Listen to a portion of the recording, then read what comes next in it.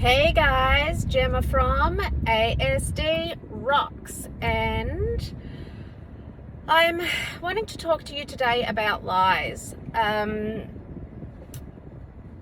Lies and trust, because in the ASD world, it would be nice if we could relate this to the everyday world, but let's face it, humans are greedy and it's actually in our nature. Did you know that they did a psychological experiment, like a test, and they found that lying was equated to intelligence? So what does that mean? The earlier that a child lies dictates how intelligent they are. Not intelligent academically necessarily, but intelligent in the way that they are aware of their situation, looking at the situation, seeing and being able to discern two outcomes and choosing which outcome creates the best path for them. Now, the earlier that a child can do that is equated with this incredible ability, one that in the ASD world really is not an ability at all. I would say Bo completely lacks this ability. The concept of lying to him is quite foreign. This is something that I have had to be so extremely respectful of. Now, why is it so important? So understanding that most children lie, most people lie. There are three basic kinds of lies that we have in our life. The first is straight out lying to someone's face. Did you do that? No, I didn't. Okay, that is your basic blatant lie. Then you have the white lie. The white lie is, supposed to be for someone else's good. Excuse me. So, makes me feel a little sick even talking about lying. Honestly, it really does. It's just not a part of my world, and I think that is because of the world that I have grown up with. Bo, Finn, Bo, the family, we just don't lie to each other, and we have this incredible trust because of it. Why is that trust so important? Okay, so let me finish with the three lies. So we have a white lie, which is the white lie. Everyone's going to say, does your bum look big in that? You know what? You don't have to give a white lie. If you don't think something looks good, or if you think it's going to offend another person, choose your words. Choose your words differently. Don't say, yes, your ass looks fat in that. You can say something along the lines of, you know what? I really like the other ones better. Something like that. You don't have to lie. All right. The third lie is the worst lie of all. Well, it's not, probably. It's right up there with blatant lying. The third lie is what we call lying by omission. And that means if I don't say it happened, I didn't lie about it.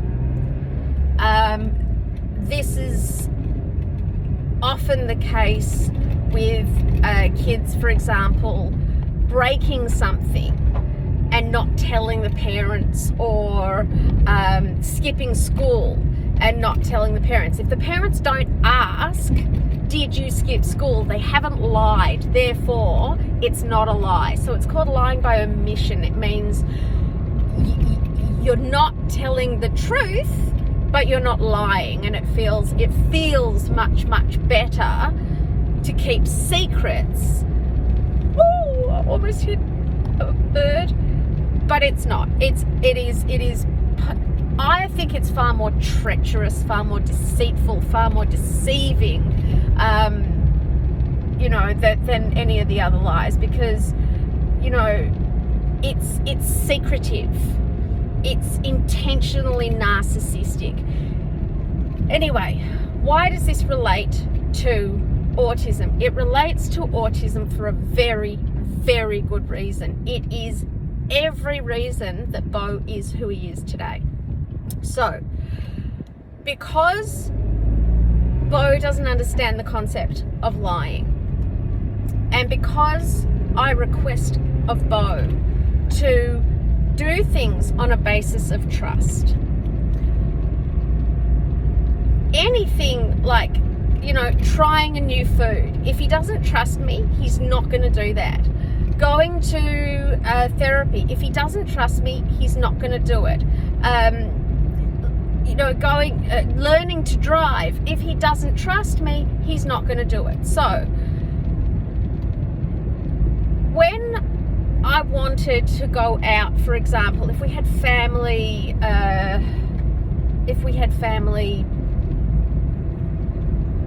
what do you call it, dinners or whatever it is. So I'm just going in to give blood. I'm donating blood again today, so I'm going to sit here and chat with you until my appointment is ready, although I do need to have something to eat before I do this, or I'll probably pass out, but that's okay. So why is this so important? Okay, again, what the situation that we end up with is that I would say to Beau, okay, you know what? Let's say it's a friend's birthday party. Let's put it in perspective of, I want to go out and I want to go to a friend's party. It's going to be an uncomfortable situation for Beau. I know that it's going to be really uncomfortable, but I'm asking him to do something for me, and he doesn't want to. So I make a bargain with him. I strike a bargain with him, and I say to him, all right, here's the deal. If you come to this place, as soon as you feel uncomfortable, we will leave. As soon as you say you want to go, we will go. And I held my my end of that to the point where we would turn up to someone's house. We would walk in the front door and he would say, nope, doesn't feel comfortable. No.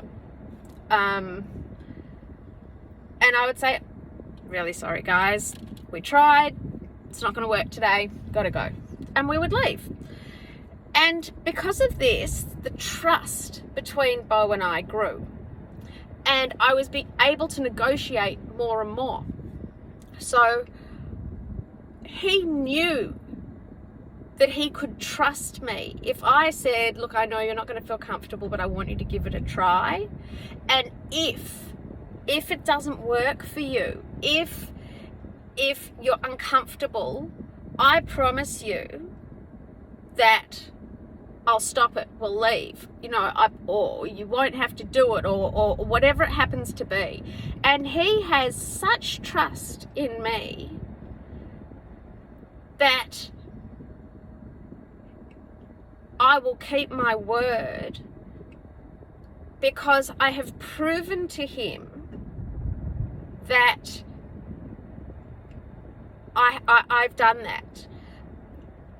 Now, you know, there are pros and cons to this. Am I setting him up for a successful life in this world where everybody lies?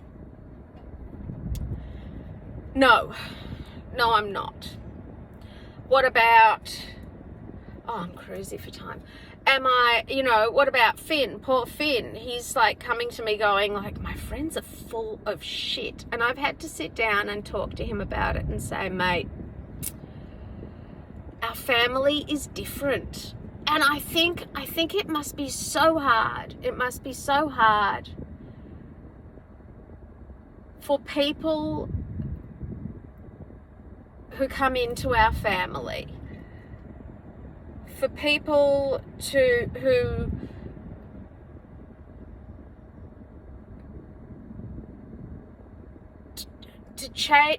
to not do what society naturally does, which is lie. Think about how many times we lie to our kids. I mean, not me, but you know, yeah, we'll go in a second. You know, yeah, we'll go in a second. Or yeah, we might do that on the way home. Or, you know, we lie so much in our society. You know, in our sales, in our advertising, it's ingrained in our world. And it is catastrophic to certain relationships, but definitely to the ASD world. It is absolutely catastrophic. If you want to improve your child's ability to widen their food variety, to go into new situations, go to new places, you have got to create a level of trust. If you do not have a level of trust, you will not be able to excel to the most beautiful place, which is your child opening up to new opportunities because of that anxiety. Now, my son's trust in me is stronger than his anxiety. He will try something because I ask him to, and he knows that I will fulfill my end of the deal. If he says no anytime, it doesn't matter if we've driven an hour out and I've made a bargain, he knows he can trust me. If I abuse that trust, as happens so often, it doesn't happen, it'll happen eventually in the typical world. You know, the more someone lies, the more someone will realize that they actually lie. Now they don't even know, you can't tell the difference between truth and lie, and that is so destructive that it can cause the end of friendships. But in the ASD world, it doesn't take that long. Just one betrayal where you said, yeah, you know, we're going to go to the supermarket. You know, I've walked out with only half a load of shopping before because Bo doesn't feel comfortable. Fine. You know what? I will go back. I will do it again. Because I promised him that if he came shopping, if he gave it a try, if he pushed that trolley, if he did those things, and then the next time I can say, right, we've been there once, and maybe it takes longer before he feels uncomfortable, and then longer before he feels uncomfortable, and then all of a sudden we've gone through a whole shop. And all you have to do is hold your end of a promise.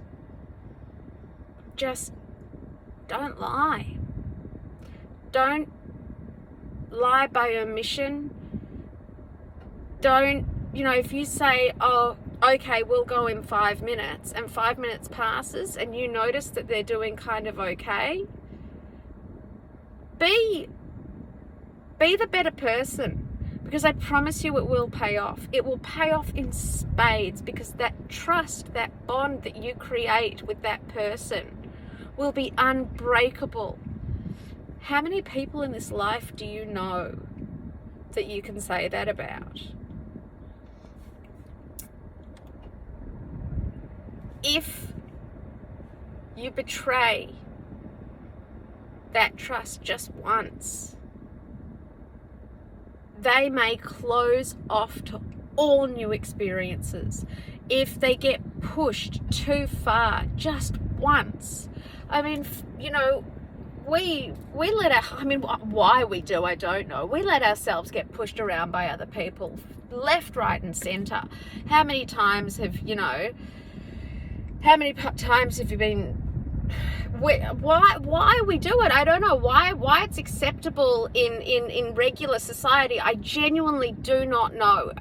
Probably because we're fucking stupid, and probably because we want so much to believe so much to believe in a person that we will accept the lie even when we know. Anyway, get rid of it. Okay, do not lie to your autistic children. Do not let them lie to you. Create a very, very solid foundation of trust, and your child will actually be far more open to new experiences, new foods, the dentist. They will trust you, because if you say we're going to go to the dentist, and I promise you that the minute that you feel I'm going to pull you out of that chair, and they don't believe you, what's the point? Because you lied to them, because last time you didn't have their back. So sit down and have a really good think, because even lying by omission and not saying something, that's that, oh, it's been 5 minutes, but I won't mention anything because, you know, what kind of person are you with your child? How much trust is there will determine how far your child is able to go, how far you are able to guide your child's journey to become an independent human being. The truth will set you free. It is unbelievable, but it is true. The truth will set you free. ASD rocks, guys.